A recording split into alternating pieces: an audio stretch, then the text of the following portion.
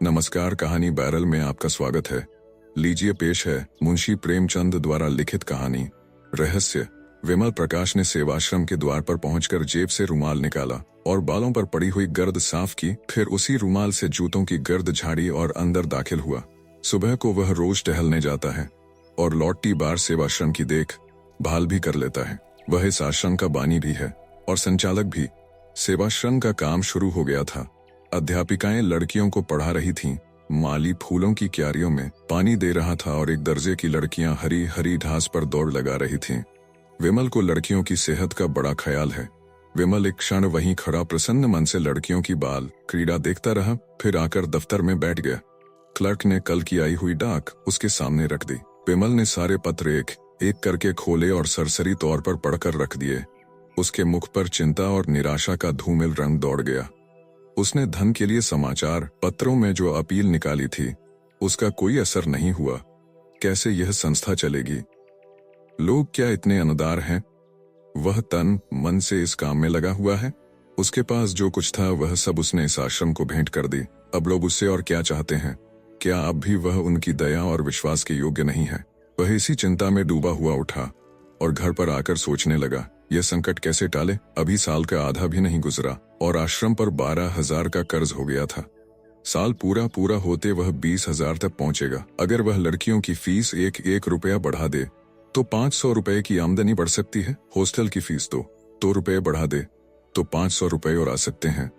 इस तरह वह आश्रम की आमदनी में 12,000 सालाना की बढ़ती कर सकता है। लेकिन फिर उसका वह आदर्श कहाँ रहेगा कि गरीबों की लड़कियों को नाम मात्र फीस लेकर ऊंची शिक्षा दी जाए। काश उसे ऐसी अध्यापिकाओं की काफी तादाद मिल जाती जो केवल गुजारे पर काम करती। क्या इतने बड़े देश में ऐसी 10-20 पढ़ी लिखी देवियां भी नहीं हैं? उसने कई बार अखबारों में यह जरूरत छपवाई थी, मगर आज तक किसी ने जवाब न दिया। अब फीस बढ़ाने के सिवा उसके लिए कौन सा रास्ता है? इसी वक्त उसके द्वार के सामने एक तांगा आकर रुका और एक महिला उतरकर बरामदे में आई। विमल ने कमरे से बाहर निकलकर उनका स्वागत किया और उन्हें अंदर ले जाकर एक कुर्सी पर बैठा दिया। देवी जी रूपवती तो न थी, पर उनके मुख पर शिष्टता और कुलीनता की आभा जरूर थी। औसत कद, कोमल गाथ, चंपई रंग, प्रसन्न मुख, खूब बनी समरी हुई, मगर उस बनाव समार में ही जैसे अभाव की झलक थी। विमल के लिए यह कोई नई बात न थी। जब से उसने सेवाश्रम खोला था, भले घरों की देवियां अक्सर उससे मिलने आती रहती थीं। देवी जी ने कुर्सी पर बैठते हुए कहा, पहले अपना नाम बता दूं, मुझे मंजुला कहते हैं। मैंने कुछ दिन हुए लीडर में आपकी नोटिस देखी थी और उसी प्रयोजन से आपकी सेवा में आई हूँ। यूं तो आपसे मिलने का शौक बहुत दिनों से था, पर कोई अवसर न निकाल पाती थी और बरबस आकर आपका कीमती समय नष्ट न करना चाहती थी। आपने जिस त्याग और तन्मयता से नारियों की सेवा की है, उसने आपके प्रति मेरे मन में इतनी श्रद्धा पैदा कर दी है कि मैं उसे प्रकट करूं तो शायद आप खुशामद समझें। मेरे मन में भी इसी तरह की सेवा की इच्छा बहुत दिनों से है, पर जितना सोचती हूँ उतना कर नहीं सकती। आपके प्रोत्साहन से संभव है मैं भी कुछ कर सकूं। विमल मौन सेवकों में था। अपनी प्रशंसा उसके लिए सबसे कठिन परीक्षा थी। उसकी ठीक वही दशा हो जाती थी जैसे कोई पानी में डुबकियां खा रहा हो। वह खुद किसी के मुंह पर उसकी तारीफ न करता था, इसलिए तारीफ के भूखे उसे तंगदिल समझते थे। वह पीठ के पीछे तारीफ करता था, हाँ बुराइयां वह मुंह पर करता था और दूसरों से भी यही आशा रखता था। उसने अपना उखड़ा हुआ पांव जमाते हुए कहा, यह तो बहुत अच्छी बात होगी, आप शौक से आए। सेवाश्रम की दशा तो आपको मालूम होगी। मैं इस इरादे से यहाँ नहीं आई हूँ, यह मैं पहले ही समझ गया था। मेरी यह आशा न थी, यूं ही कह दिया। अच्छा, आपका मकान यही है? मंजुला देवी का घर लखनऊ में है। जालंधर के कन्या विद्यालय में शिक्षा पाई है। अंग्रेजी में अच्छी लियाकत है। घर के काम धंधे में भी कुशल है और सबसे बड़ी बात यह है कि उनके हृदय में सेवा का उत्साह है। अगर ऐसी स्त्री सेवाश्रम का भार अपने ऊपर ले ले तो क्या कहना? मगर विमल के मन में एक प्रश्न उठा। पूछा, आपके पति भी आपके ज्यादा समारोह से करने का विचार है? मेरे किए जो कुछ हो सकता है वह मैं भी करूंगी। हालांकि आप जानते हैं मैं इस विषय में ज्यादा निपुण नहीं हूँ। इसकी सफलता का सारा भार आप ही के ऊपर है। मेरे ऊपर? जी हाँ, आप चाहें तो यह आश्रम कहीं से कहीं पहुंच जाए। मेरे विषय में आपका अनुमान गलत है। विमल ने विश्वास भरे स्वर में कहा, मेरा अनुमान गलत है या आपका अनुमान गलत है, यह तो जल्द ही मालूम हुआ जाता है। आज यह पहली प्रेरणा थी जो विमल ने मंजुला से की। जिस दिन से उसने सेवाश्रम उसके हाथ में सौंपा था, उस दिन से कभी इस विषय में कोई आदेश न दिया था। उसे कभी इसका साहस ही न हुआ। मुलाकातों में इधर उधर की बातें होकर रह जाती। शायद विमल समझता था कि मंजुला ने जो त्याग किया है वह काफी से ज्यादा है और उस पर अब और बोझ डालना जुल्म होगा। या शायद वह देख रहा था कि मंजुला का मन इस संस्था में रम जाए तो कुछ कहे। आज जो उसने विनय और आग्रह से भरा हुआ यह आदेश दिया तो मंजुला में एक नई स्फूर्ति दौड़ गई। सेवाश्रम से ऐसा निजत्व उसे कभी न हुआ था। विमल से उसे जो दुर्भावनाएं थीं, सब जैसे काई का पुरुष से अलग हो जाना उनकी समझ में न आया। उन्हें ऐसी कई मिसालें याद थीं जहां स्त्रियों ने पति के विधर्मी हो जाने पर भी अपने व्रत का पालन किया। इस समस्या का व्यावहारिक अंग ही उनके सामने था। पूछा, उन्हें कोई आपत्ति तो न होगी? मंजुला ने गर्व के साथ कहा, मैं ऐसी आपत्तियों की परवाह नहीं करती। अगर पुरुष स्वतंत्र है तो स्त्री भी स्वतंत्र है। फिर उसने नर्म होकर करुण स्वर में कहा, यूं कहिए कि हम और वह 3 साल से अलग हैं। रहते हैं एक ही मकान में लेकिन बोलते नहीं। जब कभी वह बीमार पड़े हैं मैंने उनकी तीमारदारी की है। उन पर कोई संकट आया है तो मैंने उनसे सच्ची सहानुभूति की है। लेकिन मैं मर भी जाऊं तो उन्हें दुख न होगा। वह खुश ही होंगे कि गला छूट गया। वह मेरा पालन पोषण करते हैं इसलिए। फिर उसे भय हुआ कि कहीं विमल उसे हल्का और ओछी न समझ रहा हो, जो अपने जीवन के गुप्त रहस्यों का ढिंढोरा पीटती फिरती है। इस भ्रम को विमल के मन से निकालना जरूरी था। उसने उन्हें यकीन दिलाया कि आज तक किसी ने उसके मुंह से ये शब्द नहीं सुने। यहाँ तक कि उसने अपने मन की व्यथा कभी अपनी माता से भी नहीं कही।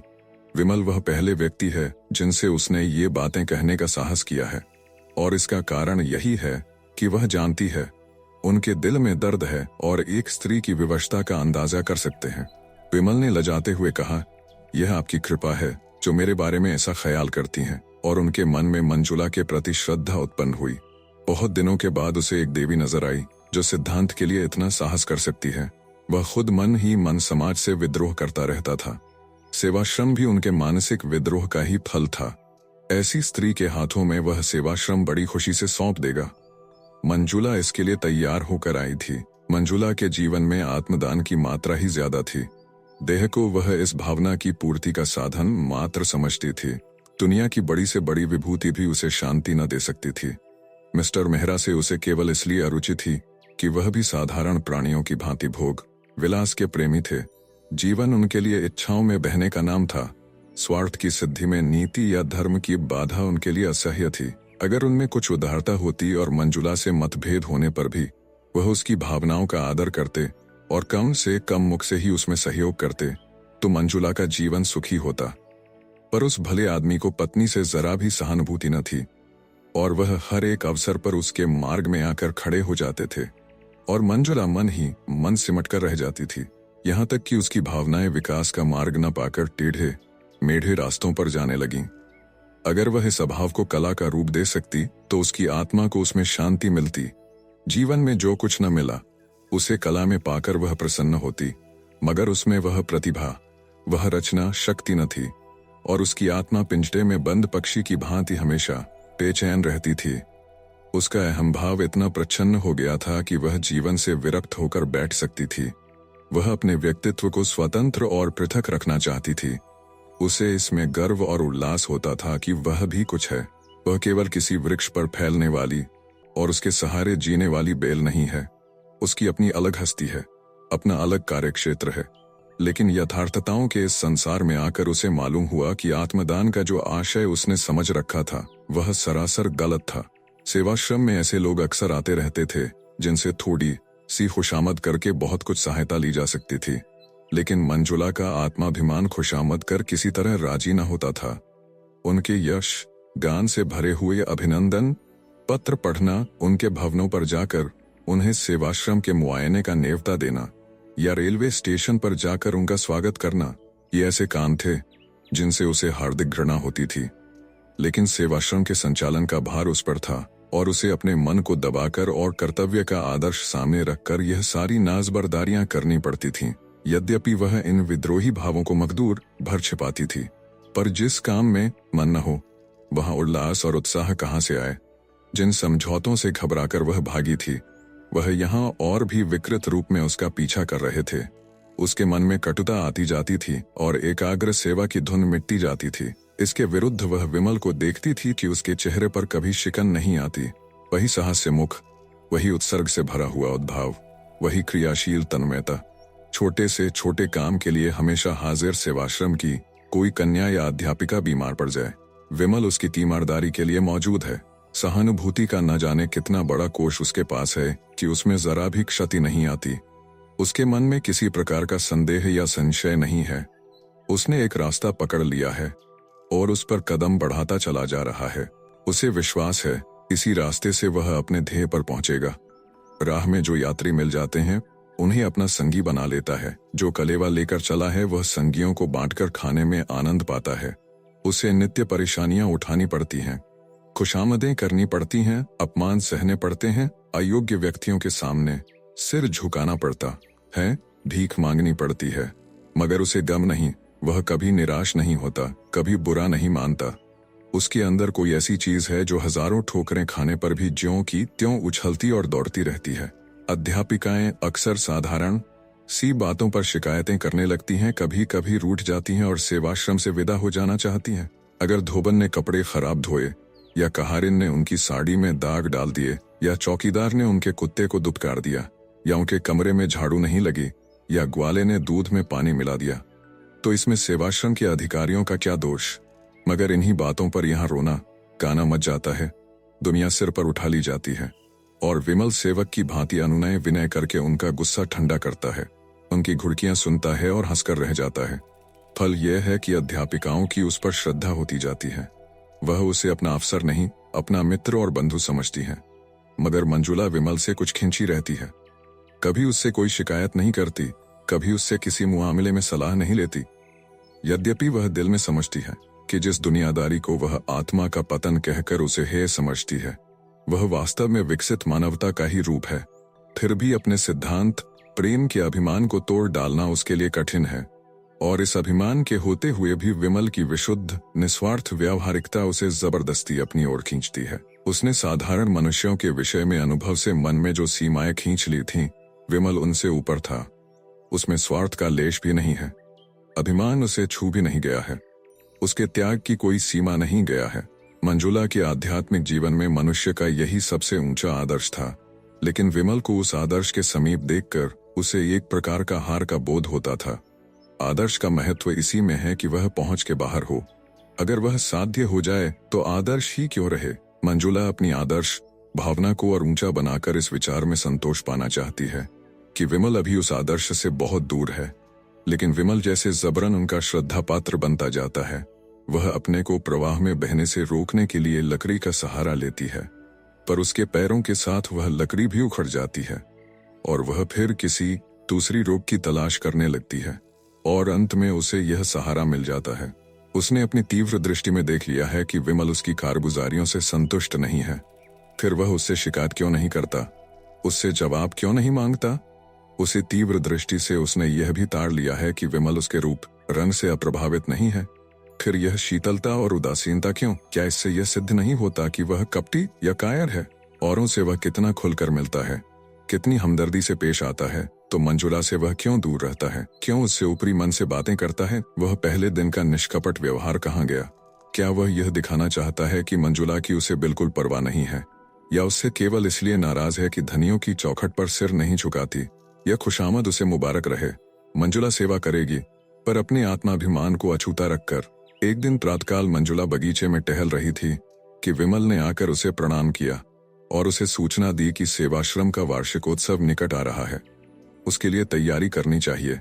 मंजुला ने उदासीन भाव से पूछा, यह जलसा तो हर साल ही होता है? विमल ने कहा, जी हाँ, हर साल, मगर अब की ज्यादा समारोह से करने का विचार है। मेरे किए जो कुछ हो सकता है वह मैं भी करूंगी। हालांकि आप जानते हैं मैं इस विषय में ज्यादा निपुण नहीं हूँ। इसकी सफलता का सारा भार आप ही के ऊपर है, मेरे ऊपर। जी हाँ, आप चाहें तो यह आश्रम कहीं से कहीं पहुंच जाए। मेरे विषय में आपका अनुमान गलत है।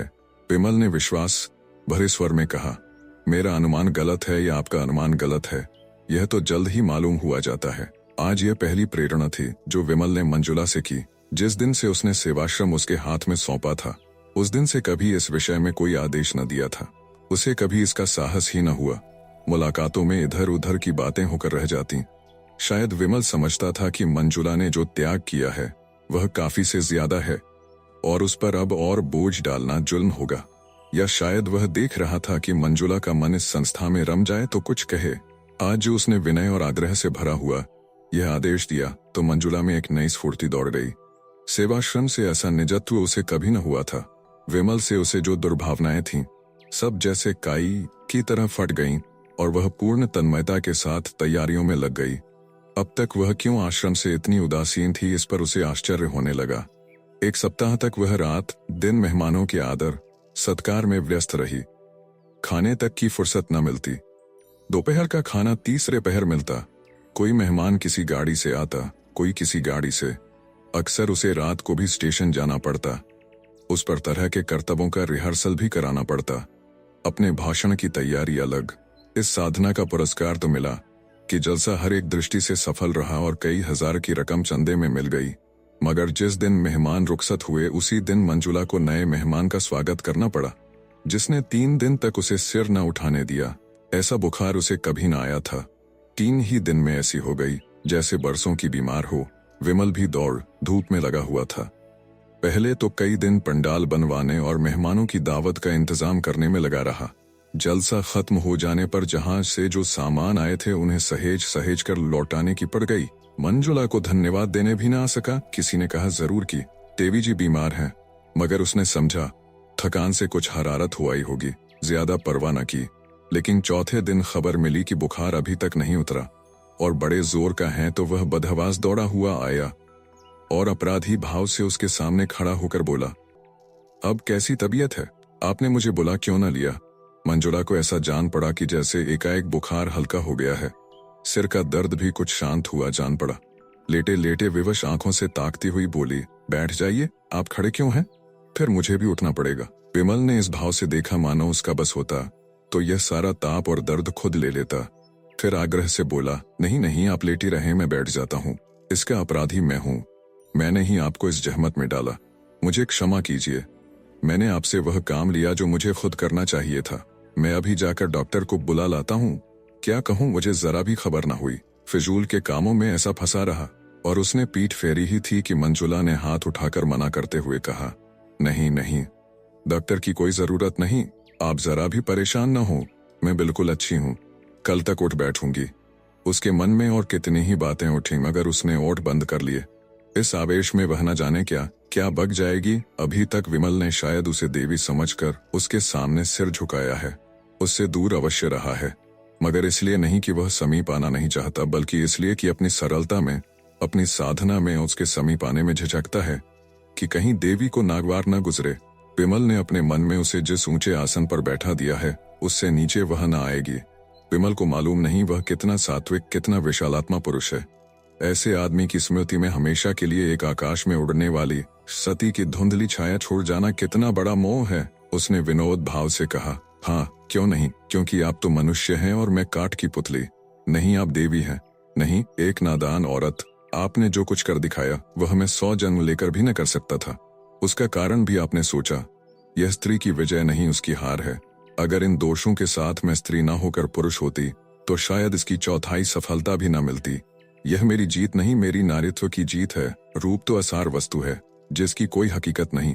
वह धोखा है, फरेब है, दुर्बलताओं के छिपाने का पर्दा मात्र। विमल ने आवेश में कहा, यह आप क्या कहती हैं मंजुला देवी?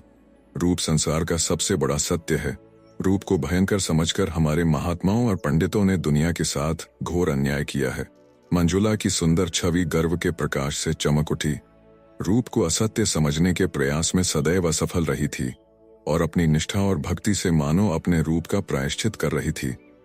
उसी रूप के इस समर्थन ने एक क्षण के लिए उसे मुग्ध कर दिया, मगर वह संभल कर बोली, आप धोखे में हैं विमल बाबू, मुझे क्षमा कीजिएगा, मगर यह रूप की उपासना आप में कोई नई बात नहीं है। मर्दों ने हमेशा रूप की उपासना की है। थोड़े पंडितों या महात्माओं ने चाहे रूप की निंदा की हो, पर मर्दों ने प्राय रूपास्ते ही का प्रमाण दिया है। यहाँ तक कि रूप के लिए धर्म की परवाह नहीं की और उन पंडितों और महात्माओं ने भी जबान या कलम से चाहे रूप के विरुद्ध विष उगला हो, लेकिन अंतकरण में वे भी उसकी पूजा करते हैं। जब कभी रूप ने उनकी परीक्षा की है, उनकी तपस्या पर विजय पाई है, फिर भी जो असत्य है वह असत्य ही रहेगा। रूप का आकर्षण केवल बाहरी आंखों के लिए है। ज्ञानियों की निगाह में उसका कोई मूल्य नहीं। कम से कम आपके मुख से मैं रूप का बखान नहीं सुनना चाहती।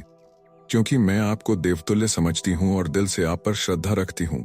विमल विक्षिप्त सा जमीन की तरफ ताकता रहा और बराबर ताकता ही चला गया, जैसे वह मूर्छावस्था में हो।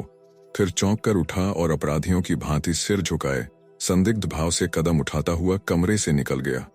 और मंजुला निश्चिंत बैठी रही। उस दिन से एकाएक विमल का सारा उत्साह और कर्मण्यता जैसे ठंडी पड़ गई, जैसे उसमें अब अपना मुंह दिखलाने की हिम्मत नहीं है। मानो इस रहस्य का पर्दा खुल गया है और चारों तरफ उसकी हंसी उड़ रही है। वह अब सेवाश्रम में बहुत कम आता है और आता भी है तो अध्यापिकाओं से कुछ बातचीत नहीं करता। सबसे जैसे मुंह चुराता फिरता है। मंजुला को मिलने का कोई अवसर नहीं देता, और जब मंजुला हार कर उसके घर जाती है तो कहला देता है घर में नहीं है, हालांकि वह घर में छिपा बैठा रहता है। और मंजुला उसके मनोहरस्य को समझने में असमर्थ है। विमल ने अपनी साधना और सद्भावना से उसे अपनी ओर आकर्षित कर लिया है, इसमें संदेह नहीं। वह एक नारी की गहरी अंतर्दृष्टि से देख रही है कि विमल भी उसका उपासक बन बैठा है और जरा भी प्रोत्साहन पाने पर अपने को उसके चरणों पर डाल देगा। उसने बरसों से जो जिंदगी बसर की है उसमें प्रेम नहीं है, सेवा और कर्तव्य का दामन पकड़कर भी उसे अपनी अपूर्णता का ज्ञान होता रहता है। जिस पुरुष में उसका प्रेम नहीं है, न विश्वास है, उसके प्रति वह किसी तरह का नैतिक या धार्मिक बंधन नहीं स्वीकार करती। वह अपने को स्वच्छंद समझती है। चाहे समाज उसकी स्वच्छंदता न माने, पर उसकी आत्मा इस विषय में अपने को आजाद समझती है। मगर विमल की नजरों में आदर और भक्ति पाने का मोह उसमें इतना प्रबल है कि वह उस स्वच्छंदता की भावना को सिर नहीं उठाने देती। वह विमल से संसर्ग की घनिष्ठता तो चाहती है, पर अपने आत्माभिमान की रक्षा करते हुए। इसके साथ ही विमल के पवित्र और निर्मल जीवन में वह दाग नहीं लगाना चाहती। उसने सोचा था विमल को दवा का हल्का सा घूंट पिलाकर वह स्वस्थ कर देगी। वह स्वस्थ होकर उसके मनोद्यान में आएगा, फूलों को देखकर प्रसन्न होगा, हरी हरी धूप पर लेटेगा, पक्षियों का गाना सुनेगा। उससे वह इतना ही संसर्ग चाहती थी। दीपक के प्रकाश का आनंद तो दीपक से दूर रहकर ही लिया जा सकता, उसे स्पर्श करके तो वह अपने को जला सकता है। मगर अब उसे मालूम हुआ कि दवा की वह घूंट बाधा को हरने के बदले एक दूसरा रोग पैदा कर गई। विमल में निर्लेप होकर रहने की शक्ति न थी। वह जिस चीज की ओर झुकता था, तन मन से उसी का हो जाता था, और जब खिंचता था तो मानो नाता ही तोड़ लेता था। उसके इस नए व्यवहार को मंजुला अपना अपमान समझती है और मन यहाँ से उचाट हो जाता है। आखिर एक दिन उसने विमल को पकड़ ही लिया था। मंजुला जानती थी विमल रोज दरिया किनारे सैर करने जाता है। एक दिन उसने वहीं जा ढेरा और अपना इस्तीफा उसके हाथ में रख दिया। विमल के गले में जैसे फांसी पड़ गई। जमीन की ओर ताकता हुआ बोला, ऐसा क्यों? इसलिए कि मैं अपने को इस काम के योग्य नहीं पाती। संस्था तो खूब चल रही है, फिर भी मैं यहाँ रहना नहीं चाहती। मुझसे कोई अपराध हुआ है, आप अपने दिल से पूछिए। विमल ने इस वाक्य का वह आशय समझ लिया जो मंजुला की कल्पना से भी कोसों दूर था। उसके मुख का रंग उड़ गया, जैसे रक्त की गति बंद हो गई हो। इसका उसके पास कोई जवाब न था। ऐसा फैसला था जिसकी कहीं अपील न थी। आहत स्वर में बोला, जैसी आपकी इच्छा, मुझ पर दया कीजिए। मंजुला ने आर्द्र होकर कहा, तो मैं चली जाऊं। जैसे आपकी इच्छा। और वह जैसे गले का फंदा छुड़ाकर भाग खड़ा हुआ। मंजुला करुण नेत्रों से उसे देखती रही, मानो सामने कोई नौका डूबी जा रही हो। चाबुक खाकर विमल फिर सेवाश्रम की गाड़ी में जुट गया। कह दिया गया मंजुला देवी के पति बीमार थे, चली गईं।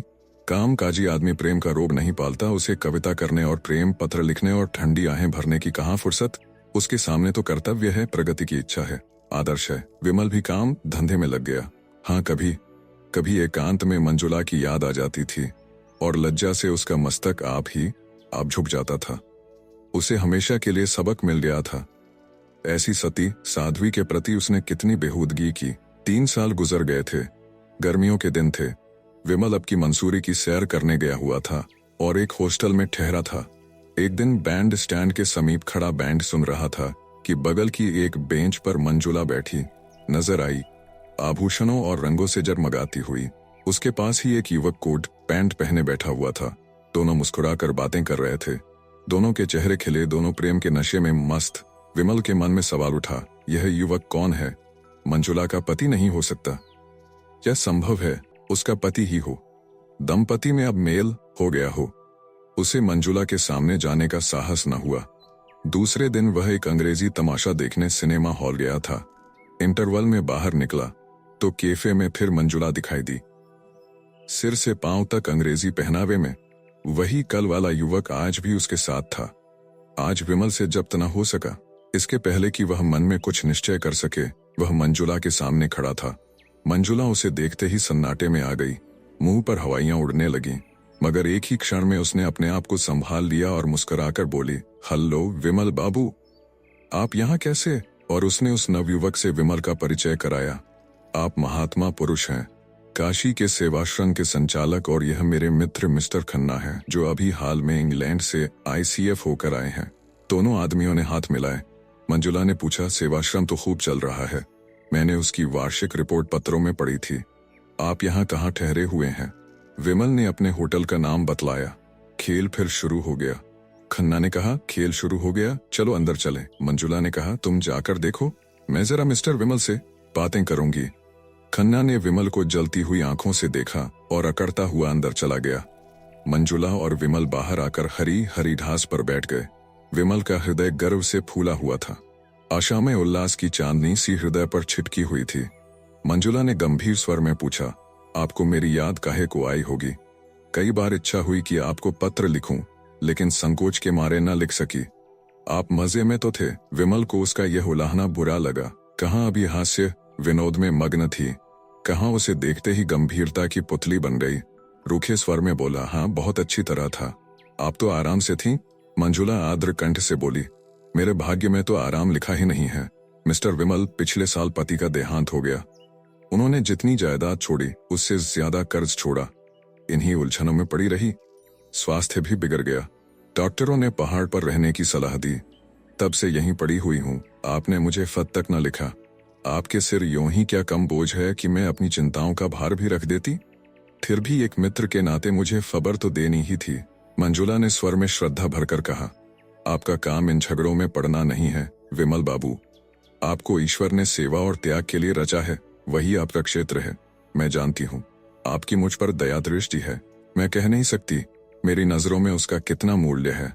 जिसे कभी दया और प्रेम न मिला हो, वह इनकी ओर लपके तो क्षमा के योग्य है।